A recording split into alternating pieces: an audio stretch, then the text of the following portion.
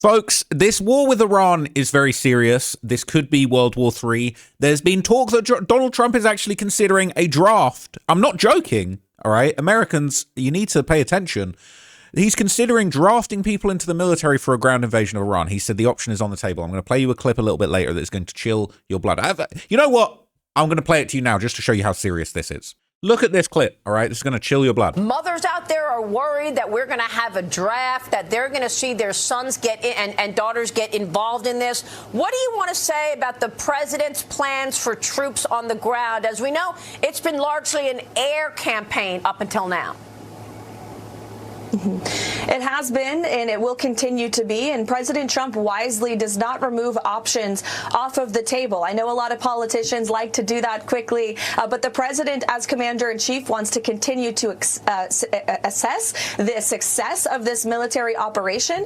It's not part of the current plan right now, but the president, again, wisely keeps his options on the table. So a draft isn't part of the plan right now, but President Trump wisely keeps his options on the table. And you might be getting drafted. I'm not joking. You might be getting drafted. Now, one of the biggest question marks over this whole war has been exactly what was the reason Trump attacked Iran? What did Iran do? What was the public reason for this? What are the private reasons for this? What role did Israel play? And are we getting played as the public? Some people are behind this. Some people are already saying that this was a bad move. This was a terrible, terrible idea to start this war. And I'm going to break it all down for you in this video. I'm going to break down the exact reasons that the war was started, why we might be headed towards a draft, and really just how bad things could get. And World War III in 2026 is going to hit different to World War II in the 1930s and 40s. That's all I'm going to say. Okay, so the first thing I want to show you is this clip from Channel 4 News. It gives a little bit of backstory as to some of the reasons that were given to the public as to why this move was made in the Middle East for Trump to basically hammer Iran and destroy their whole government and kill everybody and their successors. There's a war in the Middle East. Operation Epic Fury has already led to the deaths of more than 1,000 civilians and eliminated one of the most powerful leaders in modern history. Donald Trump and the Israelis say the conflict is about security, stability, and that they're providing the people of Iran with an opportunity for change. But the reasons why this war has started are all over the place. Iran cannot have a nuclear weapon. This is not a so-called regime change war. Take back your country. Eliminate the threat of Iran's short-range ballistic missiles. We did not start a war. We're trying to stop a war. So there's a few different reasons that are being given, okay? The official reasons, they got to get rid of these leaders, right? This dangerous, powerful leader in Iran. They want to develop nuclear weapons. They're a threat to Israel, all these kind of things. Now, the YouTuber Jawbury would actually do a deep dive and discover what he believes is kind of ulterior religious elements to the war that make these things a lot more complicated. In some ways, the administration has been quite clear about how they see this existential threat. According to the Secretary of State, we're fighting religious fanatic lunatics. Iran is run by lunatics, religious fanatic lunatics. But I think the call might be coming from inside the house. They say the quiet parts out loud. They wanted to wipe Israel off the face of the earth, and they'd like to take us out as well. We're the great Satan in their analogy and their misguided religion, and there was no way to appease them. The United States and Israel are ironclad partners. We need them in the Middle East. We need them to be strong. We have a biblical responsibility to them as well as an allied responsibility to Israel. This is a religious war. Who wins it at the end of the day? Do the radical Islamic terrorists who want to kill all the Jews because God told them to? Who want to kill me because I'm an infidel? Who want to purify Islam, to reject moderation and make everybody a jihadist? This is a big deal. I'll deal with Section 230. So what we're facing right now is a moment of decision that will set the course of the future of the Mideast for 1,000 years. So we're being led into a holy war by a guy with a crusader tattoo on his chest? Is that what we're doing? I can't lie, Pete Hegseth's tattoos are actually brazy. They're actually outrageous. But anyway, okay, you can't judge a man by his tattoos. However, there clearly is a kind of dark, deep religious narrative that is being pushed by the mainstream media, and it just makes you wonder, do you want to be drafted into a war, a religious holy war? They're framing it as good versus evil. Islam versus Christianity and Judaism. The Bible versus the Quran. just straight extremism in the Middle East. That's what they're framing it as. Finally, we've got Pastor John Hagee, a friend of the president and one of the most rabid Christian Zionists in America. Hagee led a sermon the other day predicting that Russia, Turkey, what's left of Iran, and groups of Islamics will invade Israel and be destroyed by God through a combined attack of earthquakes, hailstones, and friendly fire. This earthquake is going to swallow one third of the advancing army consisting of Russia, Turkey, and what's left of Iran, and groups of Islamics that want to join this marching army in the future coming to Israel. You say that's never happened before. Yes, it has. Remember when Moses came down from the mount? He had the 10 Commandments. He found his people committing adultery. He threw the 10 Commandments and it struck the ox, and God opened the ground and swallowed everybody that had broken the law of Moses. Problem solved. This guy has been to the White House, by the way. He's not just some fringe character with no motion. An earthquake is going to do this again. He will swallow one third of that invasionary force. Immediately following that, the Bible says, every man's sword shall be turned against his brother. They will kill each other because there will be multiple armies speaking multiple languages with multiple weapons, and they're going to hit confusion and kill each other. The third weapon God's going to use as he crushes the adversaries of Israel is hailstones from heaven. God has these 3 weapons ready for Russia, for Iran, and for Turkey, and everybody that follows them in the near future. This is going to happen. Hagee, along with all the other fanatics we've looked at today, are all in pretty close proximity to the administration currently waging war on an Islamic nation in the Middle East. And yes, while it can be extremely hard trying to predict what Trump is going to do, So look, this to some people, don't get it twisted. It's not just about nukes. To some people, this is a religious holy war. And I'm not saying that people in Iran, the martyrs that feel like, you know, their leader was taken out before his time, it's a religious holy war to them for sure, okay? This isn't about oil necessarily. It isn't necessarily just about nuclear weapons. This is a religious holy war to a lot of people. Now, interesting, okay? Recent reports on military whistleblowers would actually reveal there's another narrative that's being pushed behind the scenes by high-ranking officials, and this is kind of fitting in, okay? People saying US troops were told that the Iran war is for Armageddon, the return of Jesus. Advocacy group reports commanders are giving similar messages at more than 30 installations in every branch of the military. This isn't right. We're going to go in tactically. We're going to get the nukes. We're going to protect the security of the nation. This is being presented as a religious holy war. Okay, be scared. You should be scared. This is not what I signed up for, honestly. Like, I'm not super religious. I'm spiritual. I'm not religious. I ain't signing up for no religious holy war. Excuse me. They're going to do a draft for the religious holy war. A combat unit commander told non-commissioned officers at a briefing Monday that the Iran war is part of God's plan, and that President Donald Trump was anointed by Jesus to light the signal fire in Iran to cause Armageddon and mark his return to Earth, according to a complaint by a non-commissioned officer. From Saturday morning through Sunday night, more than 110 similar complaints about commanders in every branch of the military have been logged by the Military Religious Freedom Foundation. The complaints came from more than 40 different units spread across at least 30 military installations, the MRFF told me Monday night. The MRFF is keeping the complaints anonymous, and to prevent retribution by the Defense Department, the Pentagon did not immediately respond to my request for comment. One complainant identified themselves as a non-commissioned officer in a unit currently outside the Iran combat zone, but in ready support status, deployable at any time. The NCO said they were Christian and emailed the MRFF on behalf of 15 troops, including 11 Christians, 1 Muslim and 1 Jew. Full email printed below. The NCO wrote to the MRFF that their commander urged us to tell our troops that this was all part of God's divine plan, and he specifically referenced numerous citations out of the book of Revelation referring to Armageddon and the imminent return of Jesus Christ. So Jesus is going to come back because of this war. Are we in trouble? Are we in trouble? I think we might be in trouble, people. Defense Secretary Pete Hegseth has enshrined evangelical Christianity at the uppermost levels of the US military, airing monthly prayer meetings throughout the Pentagon last year, and the Pentagon confirmed to me that Hegseth attends a weekly White House Bible study led by a preacher who said God commands America to support Israel. Huh? Monday's email from the NCO said that their commander's remarks destroy morale and unit cohesion and are in violation of the oaths we swore to support the Constitution.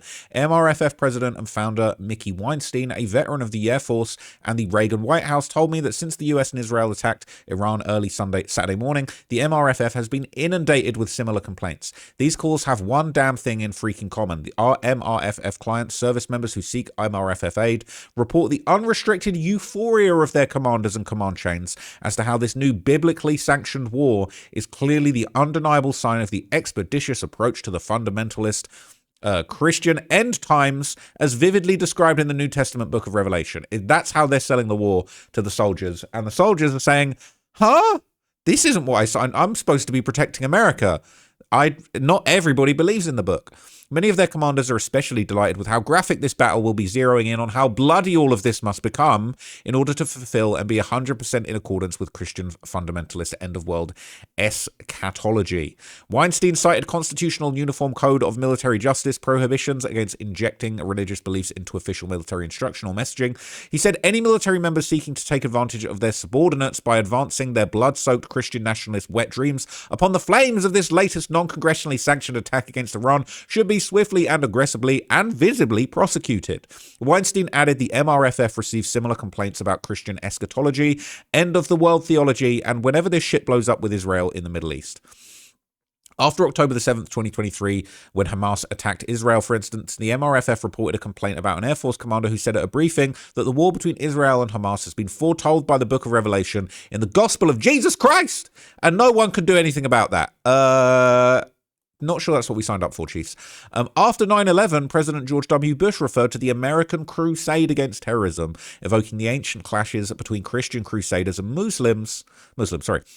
Bush's language was seen as potentially inspiring Muslims to take up arms against the US, as if it proclaimed itself as a Christian army waging war on Islam. Now, this is the most dangerous part of it all, because if you've got these guys saying this is a holy war, this is a Christian fundamentalist war, we're bringing back Armageddon, we're going back to biblical times, there's some biblical shit. All of the Muslims over there that, they're saying they're extreme in Iran, and there are a lot of extremists in Iran. From what I understand, there's also moderates in Islam. In Iranian Islam. And those people are going to be radicalized by this rhetoric. Oh, Christian holy war, bet. We taking up arms for Allah. This is jihad.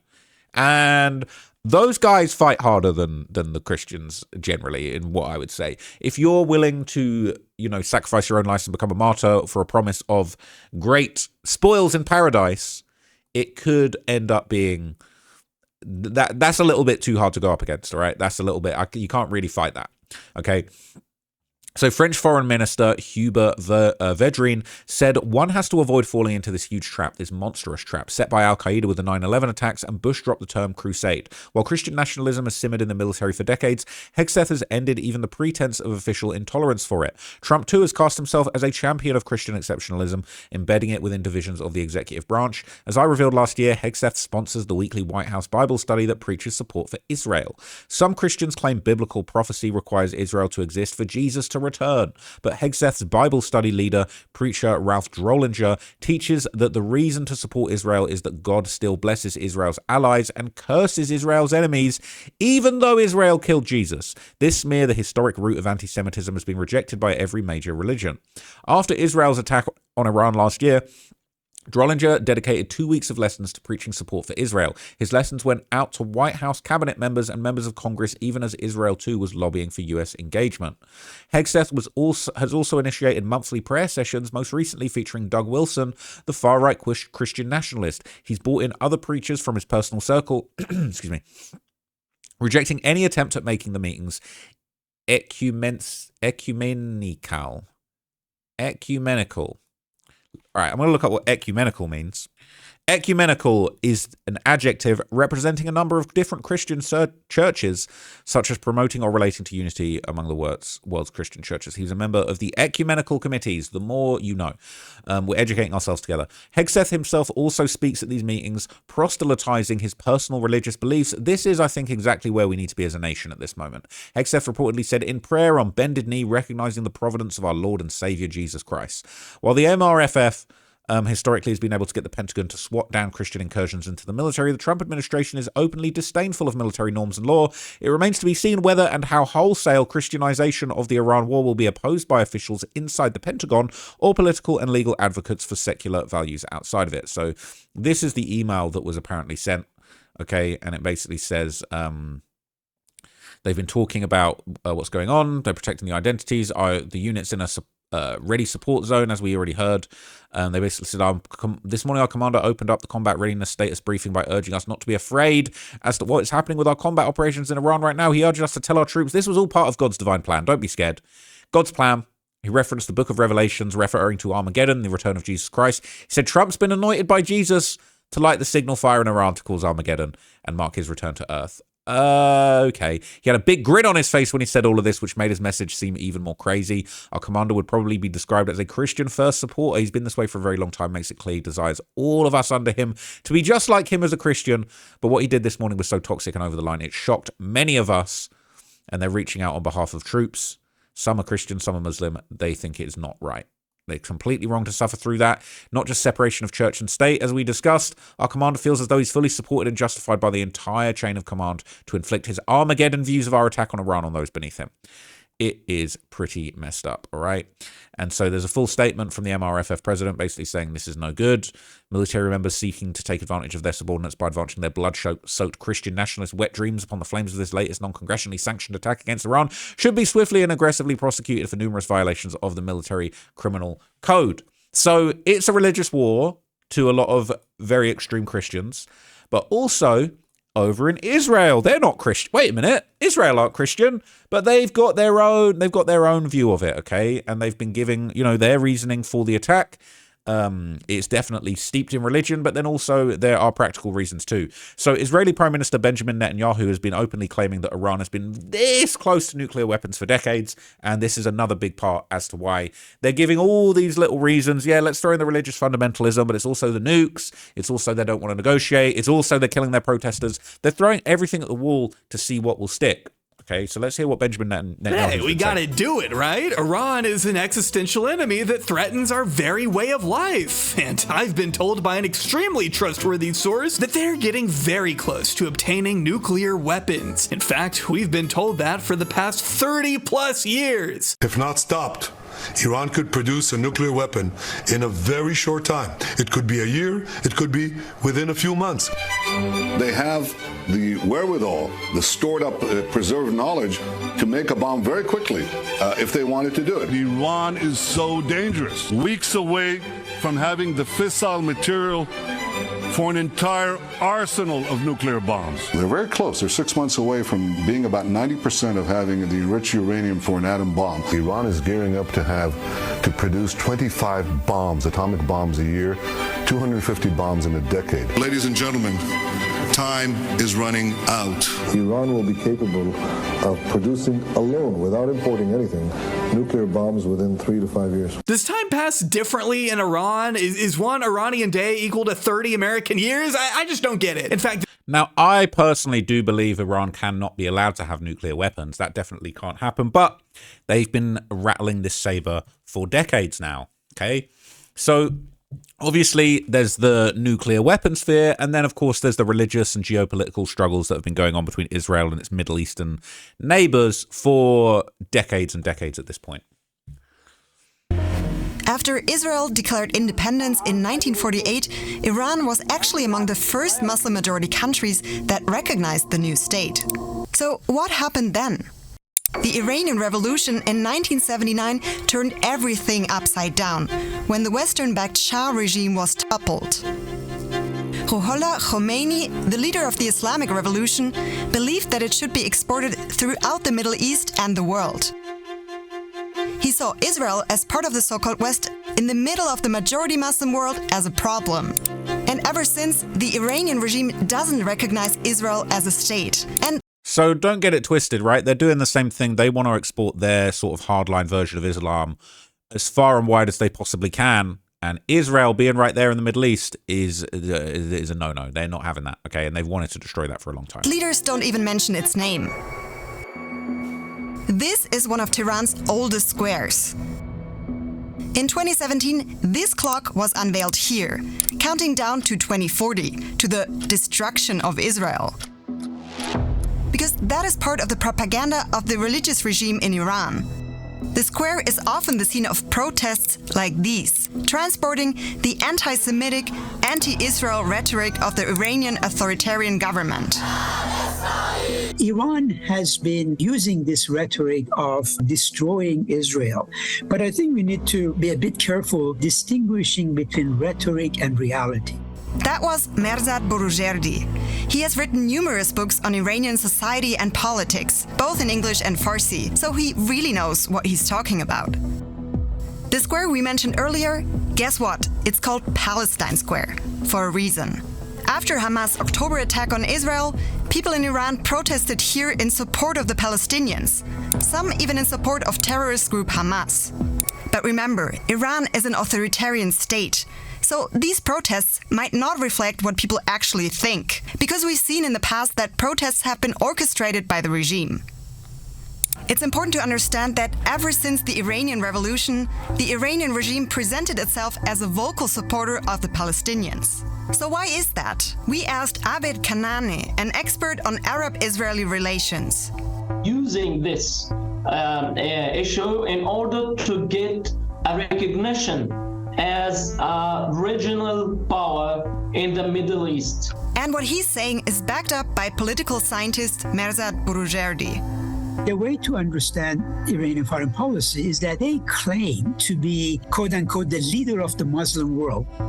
They try to formulate this sort of rhetorical campaign that can resonate with the average citizen in the streets of the Arab Muslim world, where they say, we are the defender of the weak. We are the defender of the Palestinians. We can't go much. So Iran are presenting itself as, you know, the protector of the Islamic community in the Middle East, and they're really pushing the line, especially against Israel. Now, interestingly enough, a lot of people believe that this recent attack is basically directly connected to this concept of Greater Israel, something which was discussed on Tucker Carlson during Israel's recent conflict in Gaza, the sort of hot war that popped off over the last couple of years. And, you know, a lot of people feel like this idea of Greater Israel is another one of the unspoken reasons why this is really happening. Why do they want Gaza in the first place? It seems a lot of trouble killing all these people, committing, you know, the atrocities on camera. I mean, the press are barred, but we're still getting a lot of video out of the area. That's a big hit. Why would you be willing to go through all of that to get Gaza? Why do they want it? The Zionists from the beginning have wanted a Greater Israel. And David Ben-Gurion wrote a piece in 1918, and David Ben-Gurion, of course, is the founding father of Israel. Yes. Wrote a piece in 1918. I don't think it's ever been published in English. It's just in Yiddish, where he describes what his goals are for a Greater Israel. And it obviously includes Green Line Israel, Gaza, the West Bank. It includes parts of the East Bank. It includes parts of southern Syria. It includes parts of southern Lebanon. And it includes the Sinai Peninsula. Just think about that. That was Ben-Gurion's vision. And this was a vision that was shared by almost all the early Zionist leaders. And there are still many people in Israel who are in favor of a Greater Israel. They don't want a tiny Israel. Why do they want? So there's a belief in Israel that they kind of want to expand. They want a Greater Israel. They want more land. They want to expand into other areas in the Middle East. They're protecting their interests. Now, Benjamin Netanyahu would explicitly speak about this exact concept in August of 2025. And again, this starts to look familiar, right? When we start to think about this holy war that's really about religion rather than military tactics and protecting us against nuclear weapons. This is Netanyahu says he's on a historic and spiritual mission and also feels a connection to the vision of Greater Israel. So it says Prime Minister Benjamin Netanyahu told I-24 TV News he feels he's on a historic and spiritual mission and he's very attached to the vision of the Promised Land and Greater Israel. The interviewer Sharon Gall, who was briefly a right-wing member of Knesset, gifts to Netanyahu near the end of their interview what he says is an amulet map of the Promised Land. This is my vision, says Gal. He jokes that he does not want to further entangle Netanyahu in the case against the premier for allegedly receiving jewelry and other luxury goods from several businessmen for him and his wife Sarah, but he also says he would like Netanyahu to give the amulet to Sarah. Thank you, says Netanyahu. Do you connect to the vision? Gal asks him. Very much, the Prime Minister replies. Really, says Gal. Very much, Netanyahu repeats. It is Greater Israel, Gal stresses. Says, if you ask me, we are here, Netanyahu responded, then pauses and continues. You know, I often mention my father, my parents' generation had to establish the state, and our generation, my generation, has to guarantee its continued existence. And I see that as a great mission. He then moves on to discuss the sense of mission among Israelis today, highlighting that sense of purpose among soldiers, including reservists and their wives. The amulet itself does not appear on the screen. The exchange is cut from the video of the interview posted by I-24 on its YouTube site in Hebrew, and does not appear either in a shorter version of the interview, but it appears on I-24's own Hebrew website. The term Greater Israel was used after the Six-Day War in June 1967 to refer to Israel and the areas it had conquered: East Jerusalem, the West Bank and the Gaza Strip, the Sinai Peninsula, and the Golan Heights. The phrase was used by some early Zionists, including Ze'ev Jabotinsky, forerunner to Netanyahu's Likud party, to refer to present-day Israel, Gaza, and the West Bank, and present-day Jordan. Gal's question about his connection to the vision of the Promised Land and Greater Israel comes after he asked the premier if he feels like he's on a mission on behalf of Jewish people. Netanyahu answers that he is on a mission of generations. There are generations of Jews that dreamt of coming here and generations of Jews that will come after us. So you're asking if I have a sense of mission historically and spiritually. The answer is yes. So the Americans are on a spiritual mission to bring back Christ. He's bringing Armageddon. Christ is coming back. The hellfires unleashed on Iran are going to be the sign that Christ has returned to earth. Okay. And then Benjamin Netanyahu is on a historical and spiritual mission to, you know, secure Israel for generations of the future. It's a little bit less enshrined in, you know, hellfire coming back, but it's like everybody is on these different motivations that aren't quite in a line, and people aren't being honest about their motivations for this war. When we had the Iraq war, there was like, oh, Iraq and Afghanistan, we got to catch bin Laden, we got to take out Saddam. And then the sort of the quiet part that nobody said was, yeah, well, we're going to secure oil interests in the Middle East, all those kinds of things. This is so different. This is like a deranged religious holy war that not everybody signed up to be part of, okay? I respect anyone's religion, whether you're Christian, Muslim, Jewish, but I'm not buying it. I don't believe. Do I believe in look, I don't know. Okay, my religious faith is fluid. All right. Sometimes I feel religious. I've been to church. Sometimes I'm like, I don't know if I believe any of that stuff. I think we might just be worm food at the end of the day. But I'm definitely not signing up for no religious hellfire war. They're talking about Trump's keeping the option of a draft on the table. Do your religious beliefs align with the things that we're being told here? I'm not saying Jesus isn't real. I'm not saying that the Islamic faith isn't real. I'm not saying any of that. But what I am saying is that, like, this was supposed to be about, we're going to stop them having their nuclear weapons. This is to protect America. Now we're hearing, and even the troops are pissed. They're saying you need a separation of church and state. You need freedom of religion. You telling us that we're going into these countries to bring about Armageddon is not what we signed up for. And if they do a draft, you're going to have to ask yourself, is that really what you're signing up for? Are you actually being drafted in to bring about religious Armageddon? This is so terrifying. But anyway, let me know what you thought of that breakdown. This was an aspect of the story that I wanted to dig into that I don't feel like has been talked about enough. I do think it's very important. And I feel like we got to be careful. If they start drafting people, it's crazy. And you can't even flee to Dubai no more because that's not even safe. Where are we going to flee? Folks, where are we going to flee? At least the UK is kind of keeping their beak out of this situation a little bit. Because honestly, I'm not trying to get drafted. The UK might not be doing the draft, but the US might be running that draft, okay? I don't know how that works. I don't know. I'm not trying to get drafted, for sure. Okay, but anyway, let me know what you thought of that breakdown, man. I'm definitely scared. These are scary times we're living in. I'll keep you guys updated when something big happens on this. I do hope that it's not World War III, but a lot of people are saying it's already World War III, so I'm scared. But anyway, thank you for watching this breakdown. I'll be back with some more content. I've actually got 2 Epstein videos I'm about to do back to back. And I'm very, very intrigued to see what you guys think of those. So thank you so much for supporting me, using me as your news source. And yeah, I will catch you guys in the next video. Thanks, guys. Peace.